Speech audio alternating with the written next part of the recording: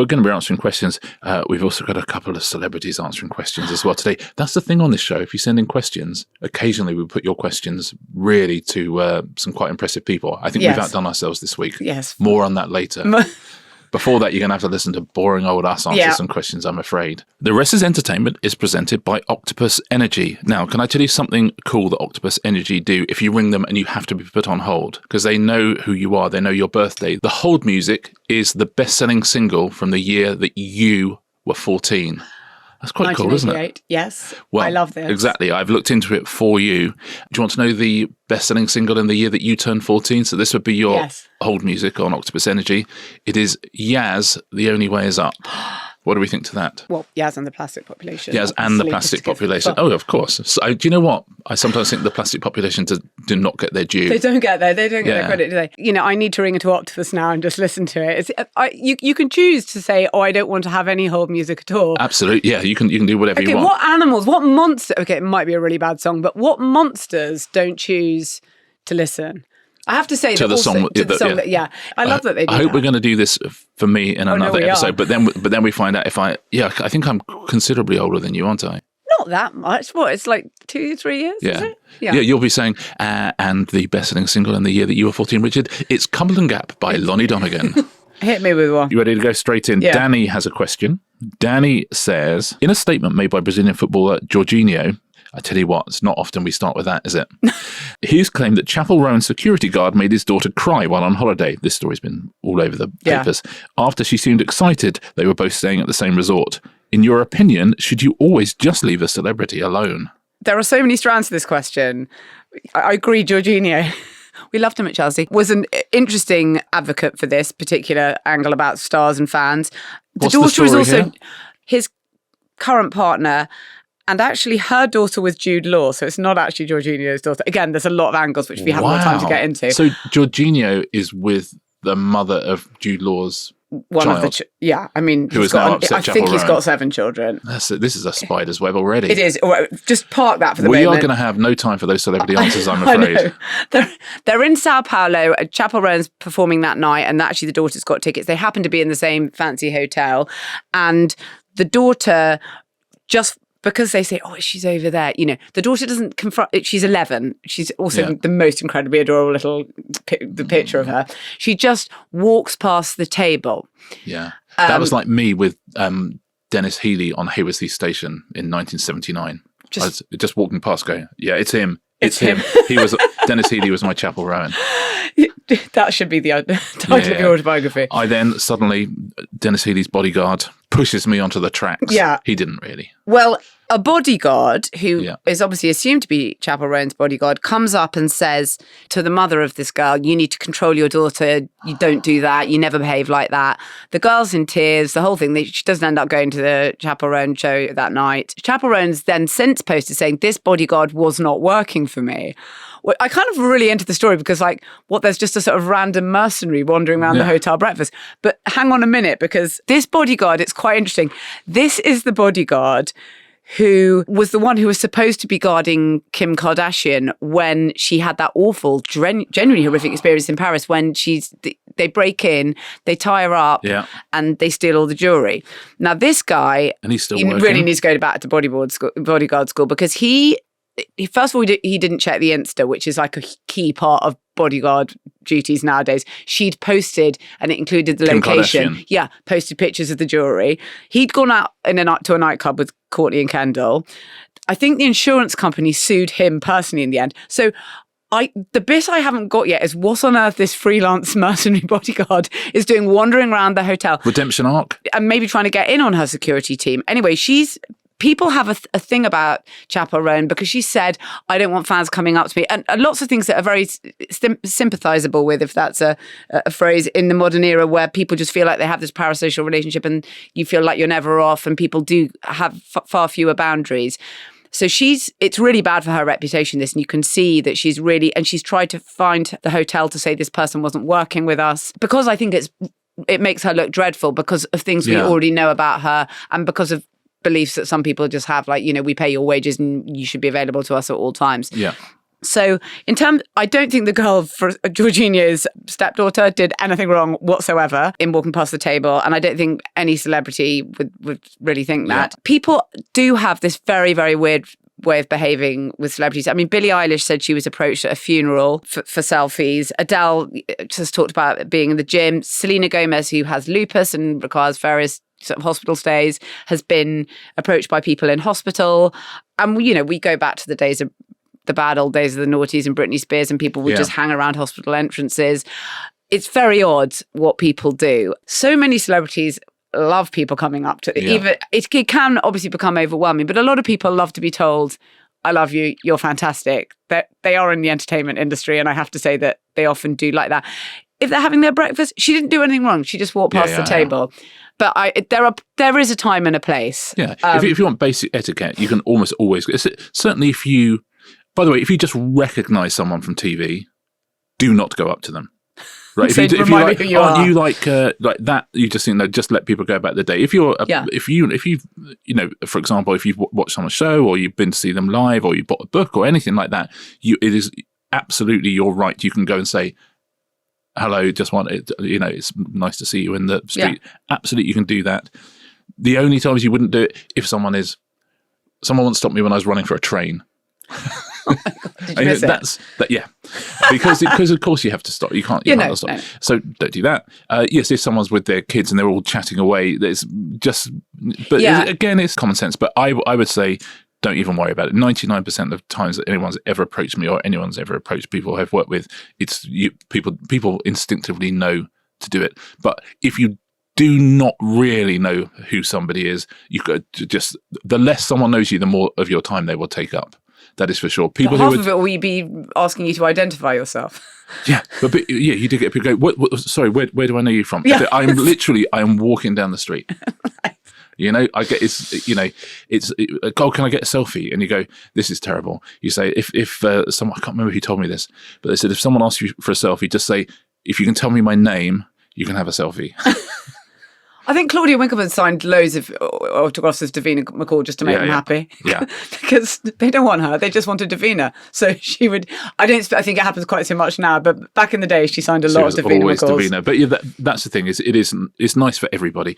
But yeah, it's, if you don't know someone's name, don't approach them. But weird bodyguarding. I mean, bodyguarding's become so odd because so many of them are now, because there's a whole layer of, we've talked lots about this, there's a whole new layer of celebrities that need bodyguards. Yeah. So how many of these people are out live streaming, TikTokers, YouTubers? You know where they are. If you saw Louis Theroux's Manosphere documentary, you see that HS Tiki-Toki, who, by the way, in my view, is a kind of marauding presence. He's the one who apparently needs various bodyguards down in Puerto Banús in Marbella while he's going around sort of talking to women on the street who have not asked him to come up to them. So there's this whole layer of new people who want protecting. It's also a status thing that people are saying, oh, I want one for Saturday night. Yeah. Because it looks like it's a way of being the big I am. There's my bodyguard. You don't need a bodyguard, and I don't want to know who you are. But there's a whole layer of people. So always and some of the bodyguards have become stars themselves, become part, because if you're live streaming, you've just got to have this crew around you, and they all become part of the content in the end. And that's happened with so many YouTubers. So I would say that there's now a lot more bodyguards than there ever were, and clearly some of them just are wandering around hotel breakfasts, just trying to look proactive.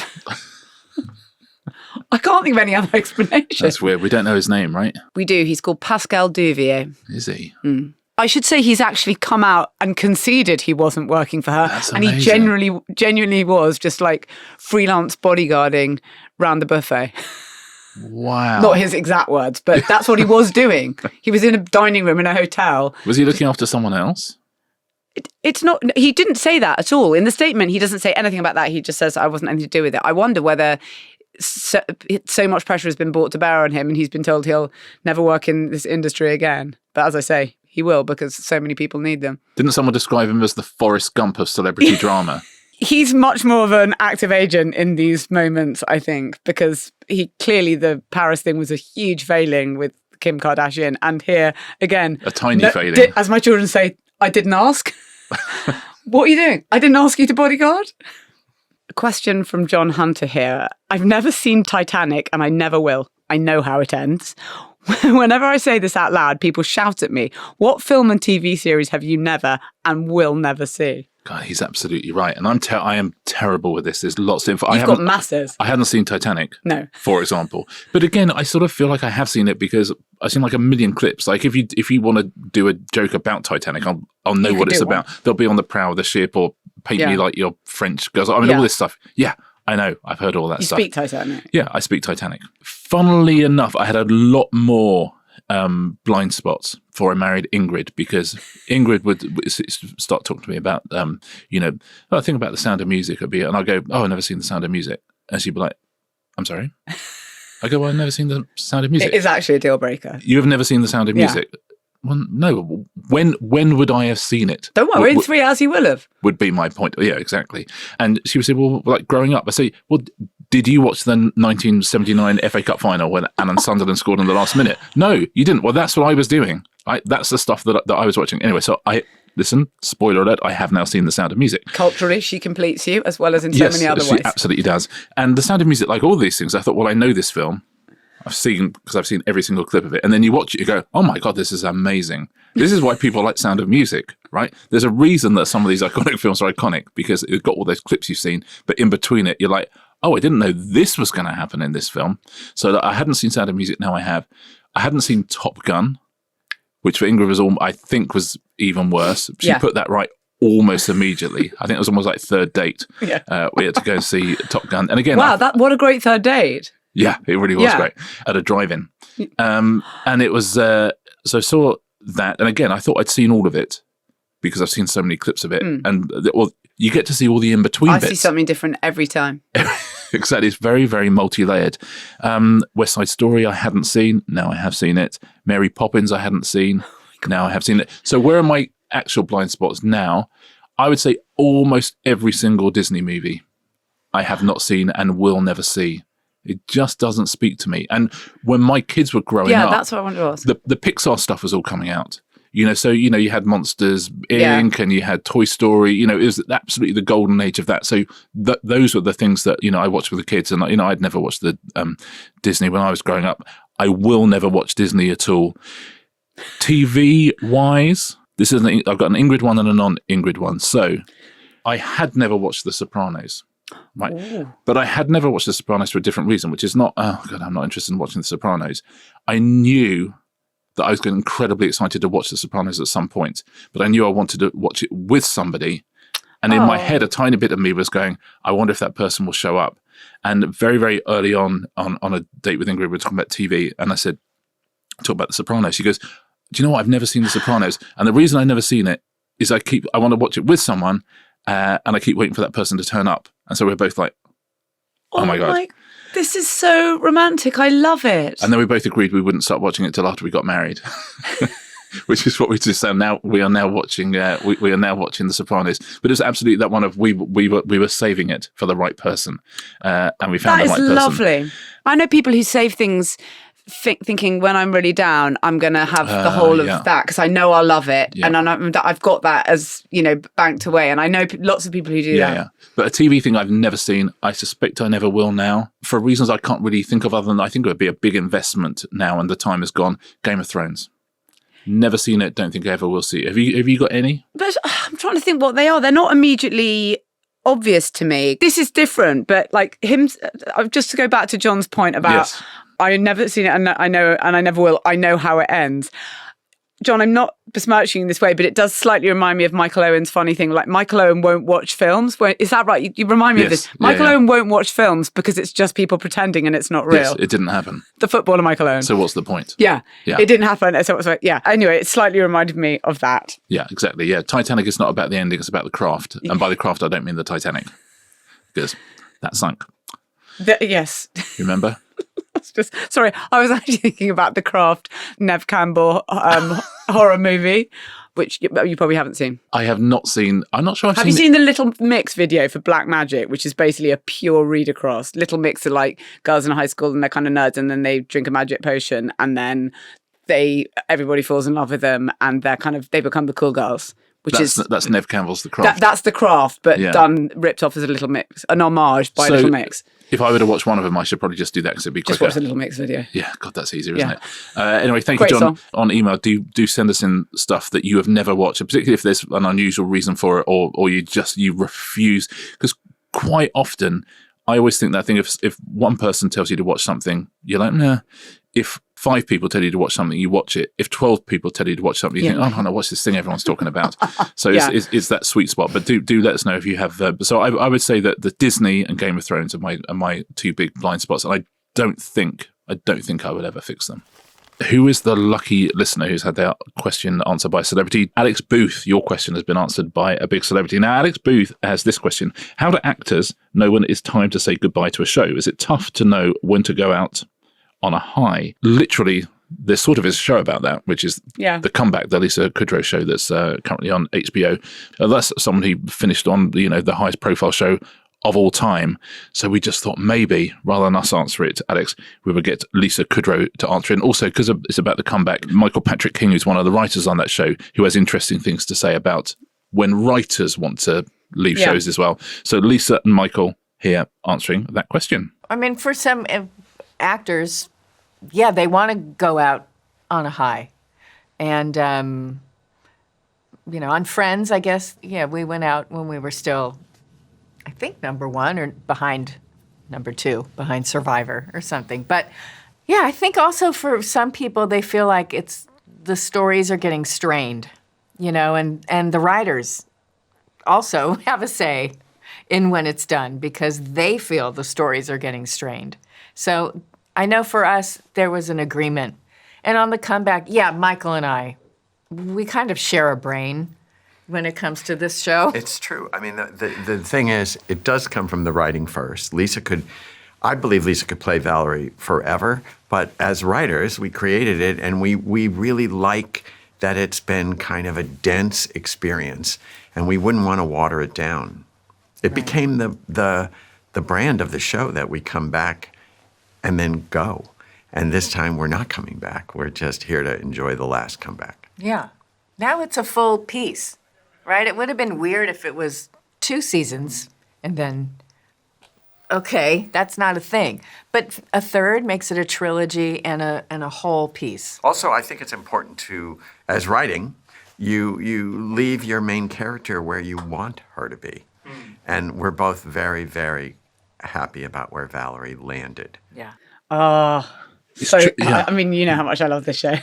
The Comeback, it's your absolute favourite, right? So right, it is now a trilogy. It's really interesting, and the stuff about it coming from writers as well. Yeah. Because sometimes you're not in kind of lockstep as to when it's over. I know when they came to do Succession, which was obviously at the absolute peak of everything, it was such a sort of huge and culturally, celebrated show.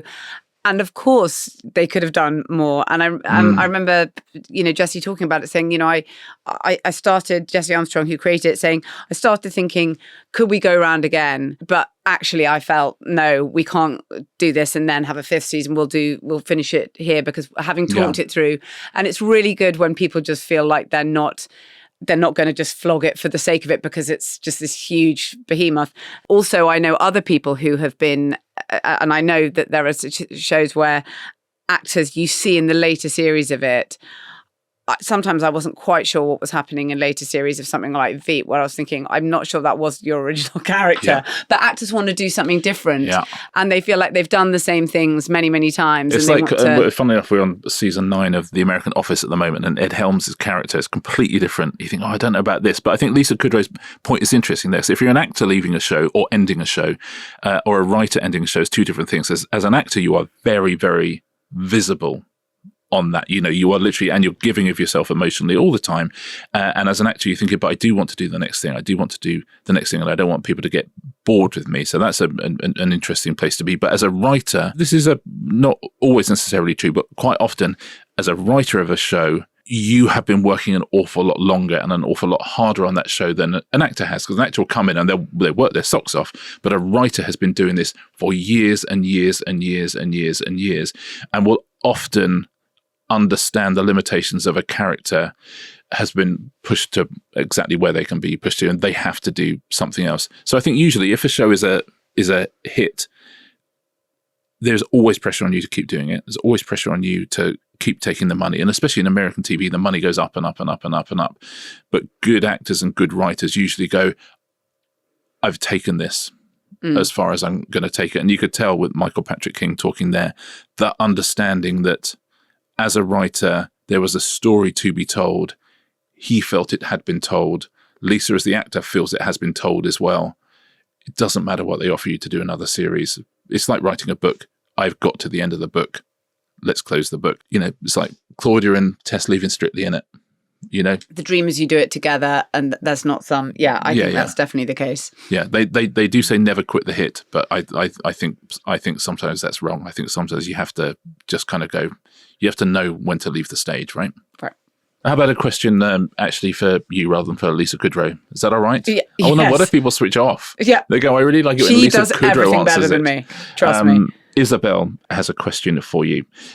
Last week we talked about MacGuffins. Isabel said, I love your discussion about MacGuffins, but what are your favourite examples of Chekhov's gun in movies? Can you explain to people what Chekhov's gun is? Yeah, Chekhov's gun in screenwriting, movie writing is anything that's introduced and that you see, any element, it's not just sort of there randomly. It has a point, and that point is sort of paid off later. And it comes from originally the phrase Chekhov's gun. Chekhov said, you cannot have a gun on stage and have it not go off. And it relates to the seagull. Again, I'm not going to do masses of spoilers throughout all of this. Yeah. But. And so the point of that whole thing is, if something is introduced in a film, a piece of information, a piece of backstory, an object, and it seems to bear no relation to anything that happens from that moment on, at the end of the film, it will become important.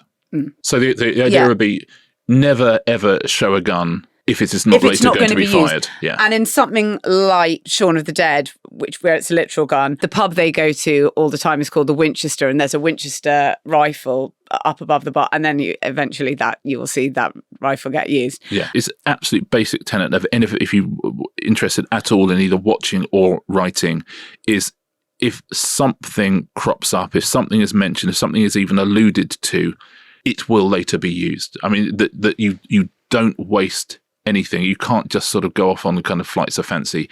Anything you do has to sort of be drawn back in at some point. Yes. And Chekhov's gun is sort of the term we use for that, which is don't introduce something that then disappears. I really love it when it's done brilliantly. So to think of top three was quite hard. I'm including I have to say, Isabel doesn't ask for a top three. It's interesting. Favourite examples. Favourite examples. I can't help myself now. I know exactly. Now you've been institutionalised. I've absolutely got to you. She's absolutely allowing you to be open-ended about it. You're right. Yeah. Well, I have mentioned Shaun of the Dead. I'm going to have to mention the next Edgar Wright and Simon Pegg and Nick Frost, all those guys. Hot Fuzz, where it's so many things. It's ridiculous. It's almost it's a joke about it, really. Every single little thing that you see at the start in Act 1 is paid off in Act 3. Again, things I've watched recently, which are somehow top of my mind, I would say The Pinboard in The Usual Suspects. I'll leave it at that. But I think ultimately I have to say, because I love it so much, I think it's so brilliant, is Back to the Future. The whole of Back to the Future, which I watched again recently, it was a film that it was so hard for them to get off the ground. They've tried so many different ways of getting that film off the ground. It's directed by Bob Zemeckis and it's written by him and a guy called Bob Gale.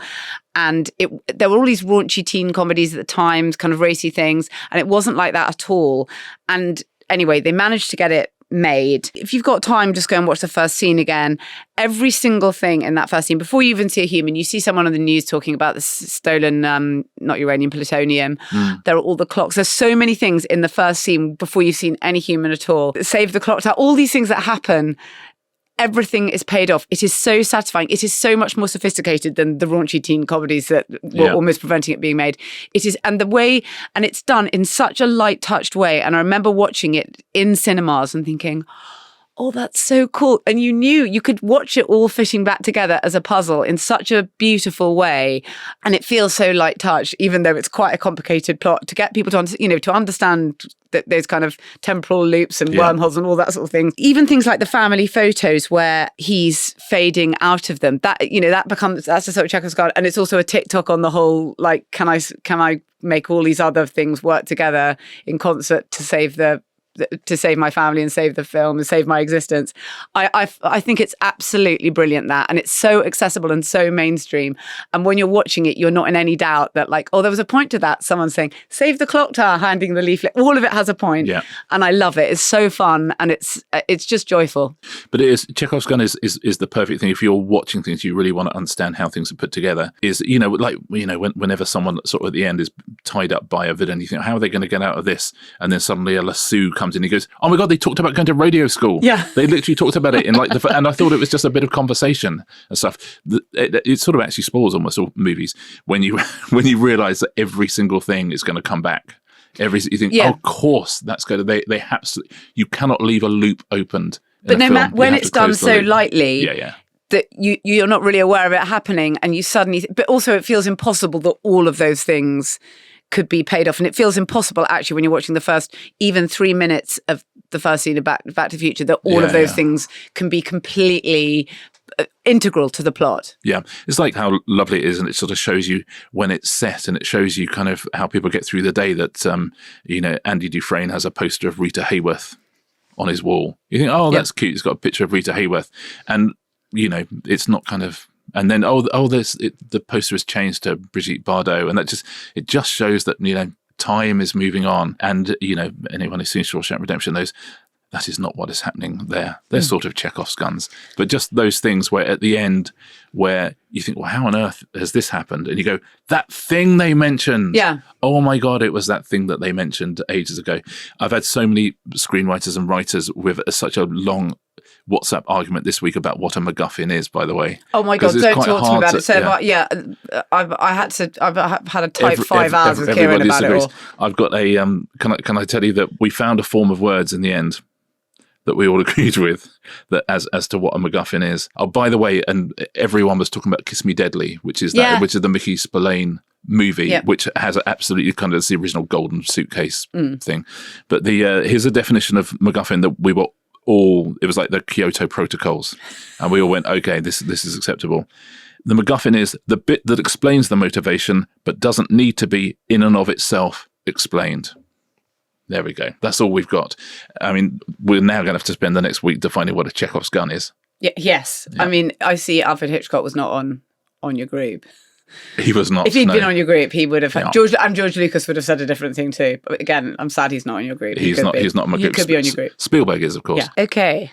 Question about medical accuracy from Nadia. What are the bonuses and negatives of a medical procedural TV show trying to be so realistic? Again, listen, it's a good question. And what we know why she's asking it. Well, because literally the single most realistic medical show of all time, probably The Pit, has just started on HBO Max. So Nadia, it's a really good question. We wanted to talk about it in relation to The Pit, but they thought, again, why would we talk about it? So who did we ask? Noah Wiley. We set out to sort of make this a love letter to first responders, to talk about the work that they do and that they've been doing, especially since COVID.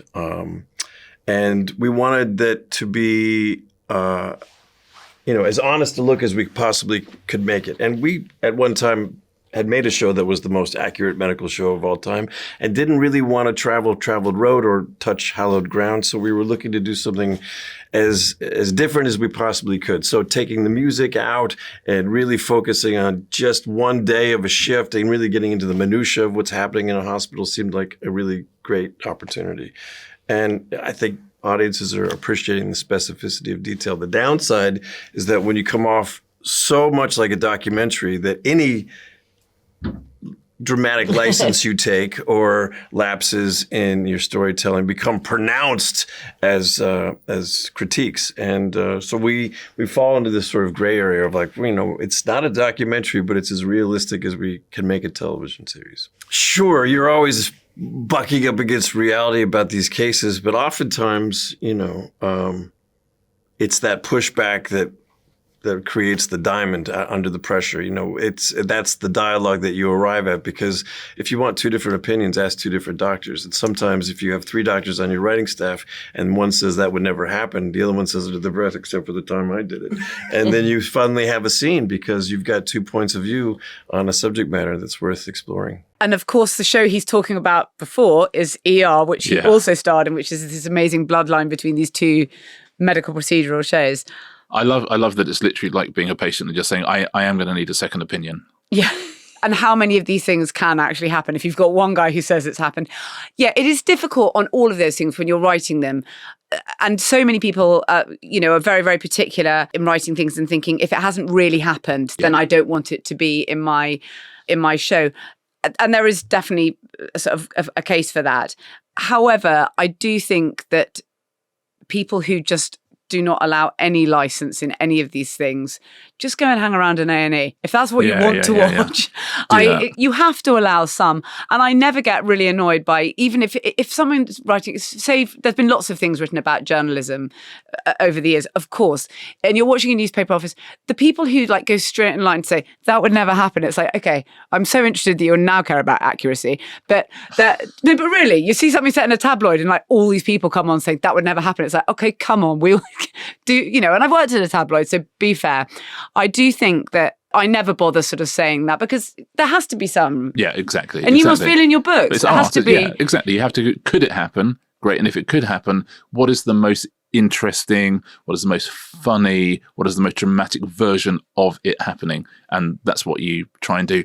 Just on a sidebar, what a dude Noah Wiley is. So cool. Wow, what a career as well. Yeah. And we've spoken about it before, but The Pit really is extraordinary. And it's a weird one because we've had to wait so long for it in the UK. Usually stuff comes out, but they've been going crazy about it in America for so long. Because they've been waiting and waiting to launch HBO Max. They've been kind of keeping this thing back. Yeah.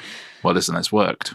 So thank you, listeners. Thank you to our very, very good pal, Noah Wiley. Thank you to one of our very best mates, Lisa Kudrow, old pal of ours. Yeah. No, but thank you so much for answering this. It's much appreciated.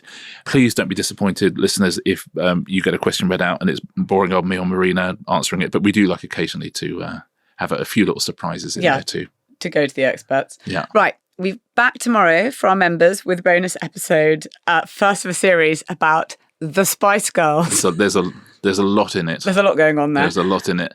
If you want to become a member, it's wrestlersentertainment.com. You can sign up there. But otherwise, we will see you next Tuesday. See you next Tuesday.